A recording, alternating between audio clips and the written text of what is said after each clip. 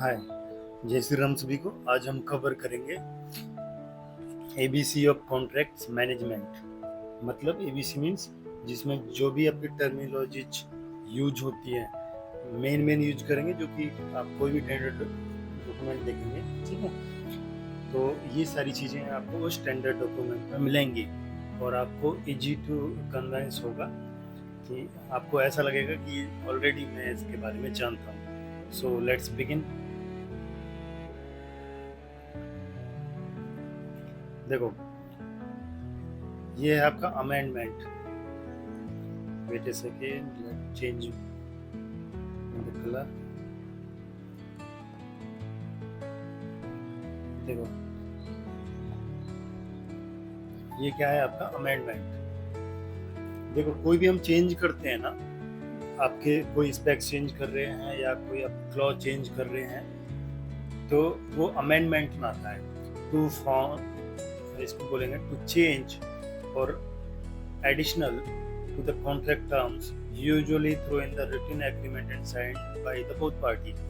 सीधी सी बात है, कोई भी टेंडर या कॉन्ट्रैक्ट दो पार्टियों के बीच एक म्यूचुअल जो फॉर्मेलिटीज होती हैं वो साइंड होता है कि आप मेरा ये स्कोप है, ठीक है, और उस फर्स्ट पार्टी के अंडर में क्या क्या चीज़ें आती हैं और सेकंड पार्टी को क्या क्या करना है। फॉर एग्जांपल, आपको कोई कंस्ट्रक्शन करना है, आप एक कॉन्ट्रैक्टर हो, आपने अपना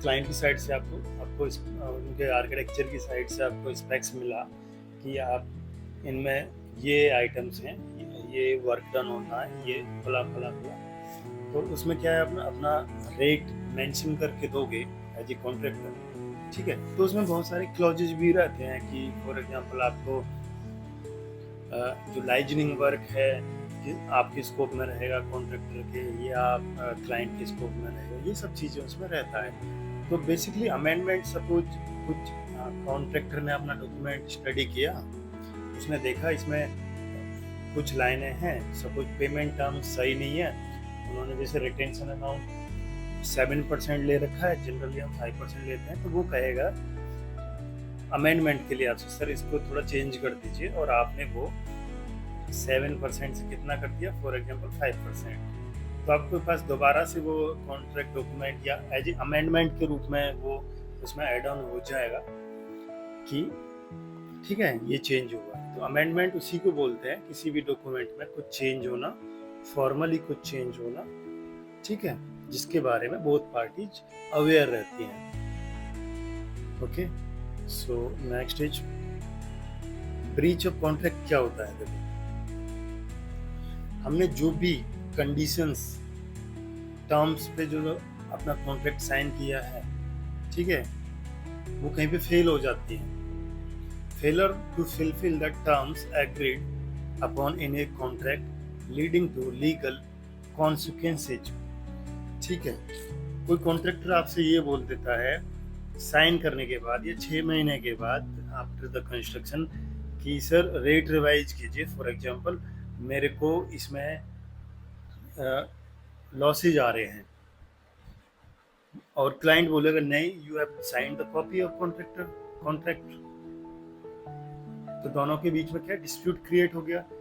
तो वो जो भी कंडीशंस एग्रीड हुई दोनों के बीच में, वो कहीं ना कहीं फेल हो गई। तो इसी को ही हम ब्रीच ऑफ कॉन्ट्रैक्ट बोलते हैं, ठीक है। आई होप यहाँ तक आपको क्लियर होगा। आगे भी इम्पोर्टेंट टर्म्स हैं जो कि आपको जानना जरूरी है। Change order.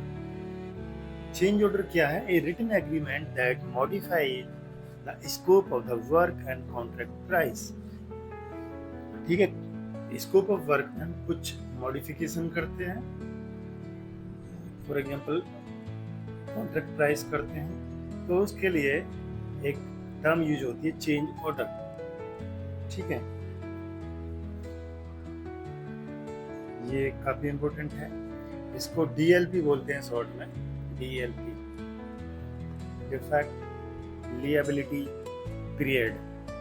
क्या होता है जब आपका प्रोजेक्ट, आपका कंस्ट्रक्शन, क्योंकि मैं सिविल बैकग्राउंड से हूँ तो बात करूंगा कंस्ट्रक्शन की, ठीक है, जब आपका प्रोजेक्ट हैंडओवर हो जाता है आफ्टर द कंस्ट्रक्शन, तो उसमें क्या है, कॉन्ट्रैक्टर की कुछ फिक्स टाइम के लिए जो भी उसमें डिफेक्ट्स आएंगे, सपोज मॉइस्चर आ रहा है या और कोई प्रॉब्लम आ रही है बिल्डिंग से रिलेटेड, ठीक है, तो उस पीरियड में वो कॉन्ट्रैक्टर उसे फ्री ऑफ कॉस्ट सही करके देगा। ठीक है, बिल्डिंग को चाहे आपका, हम कह सकते हैं मेंटेनेंस पॉइंट ऑफ व्यू से जो भी उसमें प्रॉब्लम आ रहा है, ठीक है, तो कॉन्ट्रैक्टर की रेस्पॉन्सिबिलिटी है उसे करेक्ट करने का, वो डिनाई नहीं कर सकता, ठीक है, लीगली भी। सो DLP क्या है, after the completion of the project और हैंडओवर, एक फिक्स टाइम जो कि डिसाइडेड होता है आपके कॉन्ट्रैक्ट वैल्यू नहीं कहेंगे, टेंडर डॉक्यूमेंट बोलेंगे, ठीक है, टेंडर डॉक्यूमेंट में या आपकी कॉन्ट्रैक्ट में जो भी फिक्स टाइम पीरियड है उतने टाइम के लिए है। मुझे लग रहा है मैं थोड़ा सा लंबा खींच रहा हूँ, लेकिन मैं चलो थोड़ा सा स्पीड अप करता हूँ।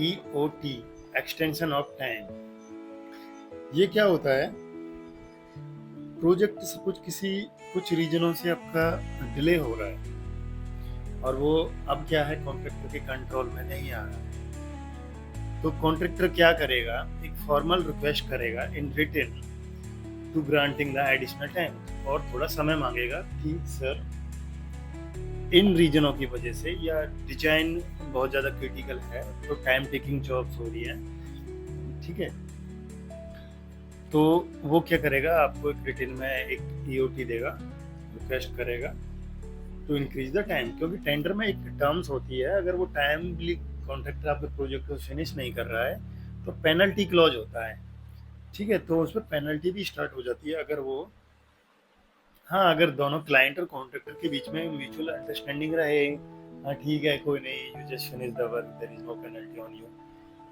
ऐसा भी हो सकता है, लेकिन डॉक्यूमेंट में क्लियरली मेंशन होता है कॉन्ट्रैक्ट में, अगर आप फॉर एग्जांपल 2 साल से ऊपर प्रोजेक्ट खींचोगे then you have to pay the penalty, ठीक है। आई होप आपको क्लियर हो गया होगा। फोर्स मैजरी, ये क्या है,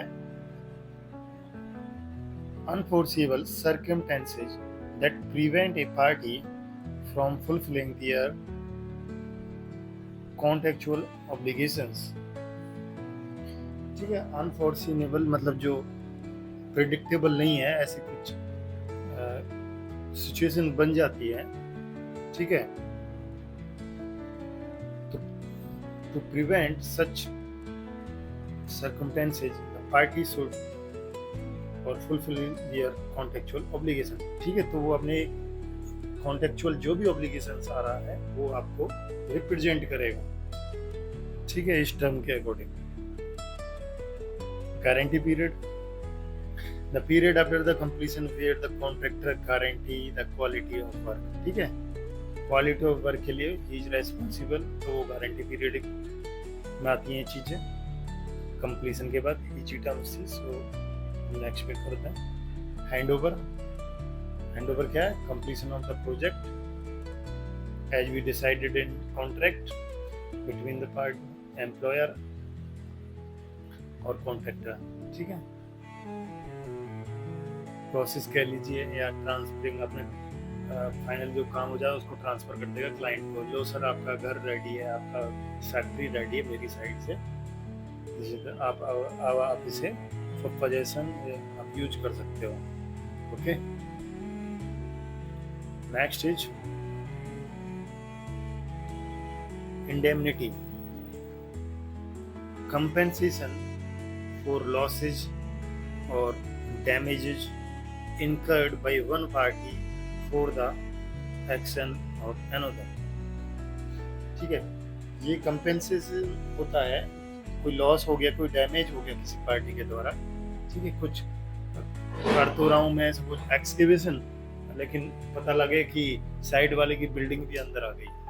ठीक है, आपने बेसमेंट का कंस्ट्रक्शन किया, अब पाइलिंग वर्क किया नहीं, तो आपके फॉल्टी वर्कमैनशिप के कारण तो नेवर को आपकी परेशानी हुई, और उसके प्रैक्टिकली देखें तो उसका तो लॉस ही हो गया ना सर। उसका स्ट्रक्चर जो बना हुआ है एग्जिस्टिंग आपके पड़ोसी का, नेवर्स का, वो उसमें डिफेक्ट्स आ गए। ठीक है, तो उसको कंपेंसेट करने के लिए ये टर्म यूज होती है आपकी इंडेमनिटी। ओके,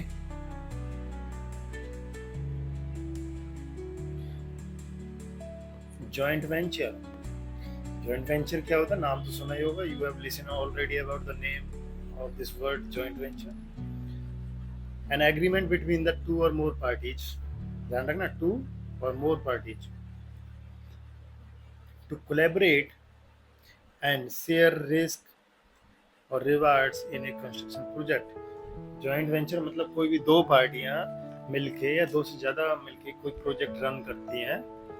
ठीक है, और उसमें जो भी लॉसेज आएंगे या प्रॉफिट होगा, रिवार्ड्स जो मिलेगा, वो डिस्ट्रीब्यूट हो जाएगा इक्वली। ठीक है, जॉइंट वेंचर मतलब jointly to start a work. So next is KPI. थोड़ा जल्दी करते हैं क्योंकि टाइम ये जो हो रहा है आजकल, तो मेरे पास समय यू नो केपीआईज। ठीक है, ये इंपॉर्टेंट टर्म्स है, आप कहीं ना कहीं आईटी में हो या कहीं भी हो तो सुनने को मिलेगा। The matrix used to evaluate the performance and success of a construction project.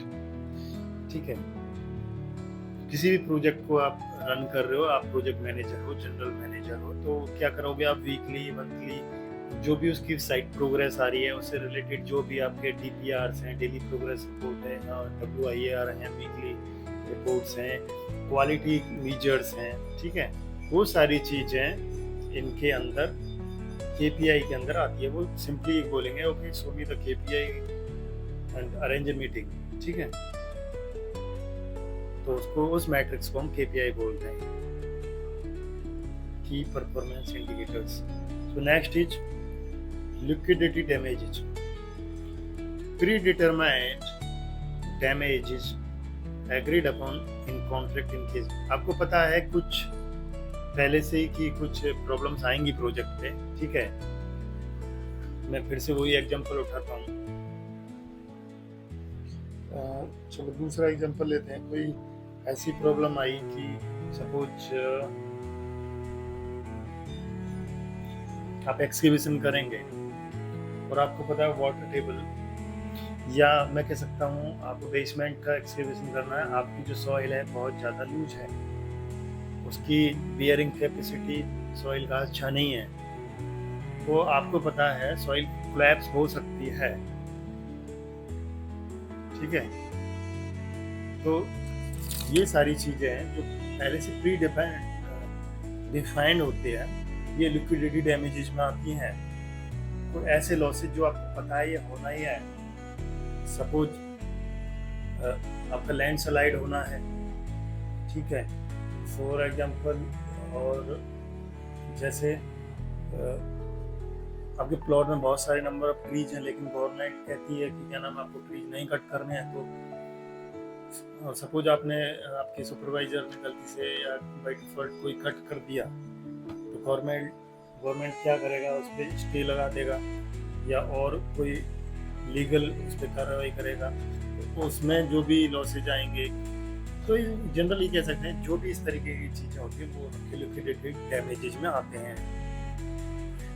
तो क्लाइंट ये अपना मेंशन कर सकता है किसी क्लॉज में, और LD liquidated damages will be cover या comes under the contractor scope। ठीक है, ये कोई पनिशमेंट नहीं होती है। ठीक है, जो भी इसके एक्सपेंसेस आएंगे ये प्री डिटरमाइंड रहता है, पहले से क्लियर है, तो आप इसको कॉन्ट्रैक्टर के स्कोप में डाल सकते हैं। माइलस्टोन क्या है, हम क्या करेंगे, प्रोजेक्ट को डिफरेंट माइलस्टोन में करेंगे। सपोज बेसमेंट हो गया फर्स्ट, उसके बाद आपका फर्स्ट फ्लोर, सेकंड फ्लोर, इस तरीके से आप उसको माइलस्टोन में डिवाइड कर सकते हो। कि सपोज मेरा एक्सकेवेशन हो जाएगा, इसकी प्लानिंग कर लेता हूँ, फिर मेरा फर्स्ट फ्लोर तक जाऊँगा, फिर सेकेंड, फिर ठीक है। Significant point events in A project timeline that marks progress. अब जब आपकी मीटिंग होगा तो सीधा आपसे general manager will ask, okay ये बताइए, कॉन्ट्रैक्टर को पूछेगा when you will finish the basement work, क्योंकि मेरे को बारिश से पहले, रेनी सीजन से पहले कंप्लीट चाहिए, तो ये माइलस्टोन कब तक पूरा कर लोगे। ठीक है, इस तरीके के होल वर्क्स को I can divide in multiple milestone as per my requirement और टाइम प्रिडिक्टेबिलिटी। ठीक है, कि मेरे को रेनी सीजन से पहले बेसमेंट निकलना, नहीं तो पूरा भर जाएगा, मेरा प्रोजेक्ट डिले हो जाएगा, मैं कैसे कस्टमर को दूंगा। तो ये सब चीज़ें माइलस्टोन में आ जाती है जो कंस्ट्रक्शन से बिलोंग करते हैं। आई थिंक थोड़ा जानते होंगे इसके बारे में। Next is notice to proceed, formal written communication allowing the work to commence on a project. ज़्यादा टफ नहीं है, मेरे हिसाब से एलैबोरेट करने की जरूरत नहीं है इसको। ऑब्लिगेशंस, ठीक है, duty imposed by the contractor requiring a party to perform or refrain from certain action. I hope उतना कह सकते हैं, इसको ज़्यादा इम्पोर्टेंट नहीं है, 3 स्टार नहीं देंगे। जनरली ऑब्लिगेशन से जो भी ड्यूटी इम्पोज होगी कॉन्ट्रैक्टर के द्वारा सामने वाली रिक्वायरिंग पार्टी को टू परफॉर्म द और रेफ्रेन द सर्टेन एक्शन, काम करने के लिए। पंच लिस्ट, ये आई थिंक हैंडओवर के टाइम पे ए list that need to complete or corrected before the final project acceptance। Contractor ने बोला मैं हैंडओवर दे रहा हूँ, सर मेरी साइड से काम ओके है, ठीक है, आपके कॉन्ट्रैक्टर ने आपको बोल दिया, लेकिन आपको पता है छोटी छोटी चीज़ें, कहीं पे कोई पेंट बच रहा है या कहीं पे कोई क्रैक्स दिख रहे हैं या कहीं पे कुछ फिलिंग रह गया, कोई ग्राउटिंग रह गई है, कोई पॉलिशिंग वर्क रह गया है, ठीक है, लॉट ऑफ वर्क हो सकते हैं, कुछ भी हो सकता है। तो आप एक पंच लिस्ट रेडी करोगे, सर ये इतने अभी छोटे छोटे आपके जो भी टास्क पेंडिंग भी बचे हुए हैं, तब तक handover will not accept, you have to complete और क्लोज दिस पंच लिस्ट। ठीक है, I hope punch list clear हो गई होगी आपको। Quality control, a processes and procedure used to ensure the project meet the quality standards. ठीक है, जो भी आप क्वालिटी डॉक्यूमेंट्स या प्रोसीजर फॉलो करते हैं एंटायर होल प्रोजेक्ट, ठीक है, वो सारी चीज़ें QC के अंदर आती हैं। ठीक है, क्वालिटी ऑफ वर्क को मेंटेन करने के लिए। Retention, a sum withheld from payments to ensure the contractor fulfill all obligations। एक मैंने शुरू में बताया था रिटेंशन अमाउंट, ठीक है, लगभग 5% हम आप कॉन्ट्रैक्टर से होल्ड करके चलेंगे। ठीक है, क्यों करके चलेंगे? क्योंकि क्वालिटी ऑफ वर्क बाद में जब वो फाइनल हैंडओवर देगा, जब आप सेटिस्फाई होंगे तो वो समय उसको वापस कर दिया जाता है। ठीक है, ये जस्ट उसको कॉन्ट्रैक्टर को एंगेजिंग करने के लिए होता है। और सीधी सी बात है, वही मैं जैसे बैंक होता है ना, मैं आपको पैसे तो दे रहा हूँ, मैं आपको घर का अपने कंस्ट्रक्शन प्रोजेक्ट का काम तो दे रहा हूँ, लेकिन मैं एज ए गिरवी थोड़ा आपका कुछ रखूँगा जिससे आप रेस्पॉन्सिबिलिटी समझें उस काम के प्रति, या आपको कुछ बैंक का पैसा वापस देना है फॉर एग्जांपल, ऐसे ही घर क्वालिटी के साथ देना है बाद में। अगर आप पूरा पैसा दे दोगे, रिटेंशन कुछ करोगे नहीं, वो तो कहेगा मेहनत कर दिया जब हम जा रहा हूँ मैं तो उन सब चीज़ों से बचने के लिए you have to retain some money of the contractor. Sub contractor main हो गया, उसके बाद छोटी छोटी पार्टियों को आगे डिस्ट्रीब्यूट कर देगा, हायर करेगा जो अपने नीचे कुछ और एजेंसियां, वो सब कॉन्ट्रैक्टर के कैटेगरी में आती है। एक होता है मेन कॉन्ट्रैक्टर, ठीक है, सबसे ऊपर क्लाइंट ने हायर किया मेन कॉन्ट्रैक्टर को, मेन कॉन्ट्रैक्टर ने और कुछ सब कॉन्ट्रैक्टर्स हायर किए, क्योंकि सारे काम वो खुद नहीं कर सकता। फॉर एग्जांपल वाटर प्रूफिंग का ले लिया, टाइल का ले लिया, या स्टोन वर्क है, इस तरीके से उसने भी आगे डिवाइड कर दिया। उनसे काम कराने की रेस्पॉन्सिबिलिटी मेन कॉन्ट्रैक्टर की है, क्लाइंट तो बस मेन कॉन्ट्रैक्टर को जानता, भैया मेरे को काम तेरे से चाहिए, तू आगे 10 जगह दे, that's your matter. Termination for convenience, a contract clause allowing a party to end the contract without cause। देखो ये टर्मिनेशन फॉर द कन्वीनियंस, ये कम यूज होती है क्लाइंट की साइड से। क्लाइंट को सपोज उसको कुछ पैसे की प्रॉब्लम आ गई, मैंने 100 करोड़ का कोई प्रोजेक्ट रन किया या 20 करोड़ का किया, ठीक है, और मेरे पास अब पैसा नहीं है आगे काम कराने के लिए, तो मैं कभी भी टर्मिनेट कर सकता हूँ अपने कंस्ट्रक्शन को। मैं कहता हूँ भैया contractor ji, please stop the work due to some insufficient fund, so या lot of reason I have, so kindly close this project immediately.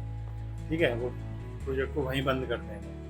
तो ऐसे बोलते हैं, ये क्लॉज आता है टर्मिनेशन ऑफ कन्वीनियंस। ये क्लाइंट के लिए कन्वीनियंस के लिए होता है। सपोज उस पर नहीं है पैसा, हो सकता है ऐसा कुछ, तो जरूर थोड़ी है कि वो उसको आगे रन करे। बोला है अनफॉर्सिंग conditions, the site project conditions were not reasonably anticipated at the time of tender contract signing। कुछ ऐसी सिचुएशंस कई बार क्रिएट हो जाती हैं जो टेंडर के टाइम पे नहीं विजिबल हो रही हैं कि ये सब प्रॉब्लम्स आएंगी।